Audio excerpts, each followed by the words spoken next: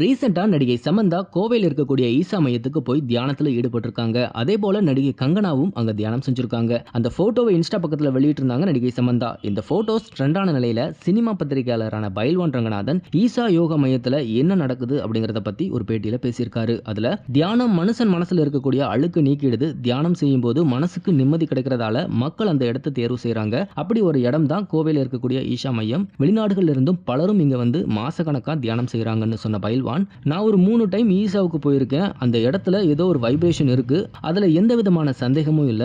நானும் ஆன்மீகவாதி தான். என்கிட்ட மூட நம்பிக்கை இல்லவே இல்லைன்னு சொன்ன பயில்வான் ரங்கநாதன், நான் ஈசா யோகா மையத்துக்கு தவறான கண்ணோட்டத்தோட தான் போனேன். ஏதாவது தப்பு நடக்கும், தில்லுமுழு நடக்கும், அதை பத்தி பேசலாம்னு தான் போனேன். ஆனா உள்ள போன 5 நிமிஷத்திலேயே மனசுல ஏதோ ஒரு விதமான வைப்ரேஷன் உண்டாகுச்சுன்னு பேசியிருக்காரு. அதுக்கப்புறம் உள்ள போனதும் நம்மளை குளிக்க வச்சு அங்க இருக்கக்கூடிய சிவலிங்கத்தை தொட வைக்கிறாங்க. அப்படி செஞ்சதுமே உடல் அழுக்கு, மனசுல இருக்கக்கூடிய அழுக்கு எல்லாம் போயிடுது. அதுக்கப்புறம் 6 மணி நேரம் தியானம் செய்ய சொல்றாங்க.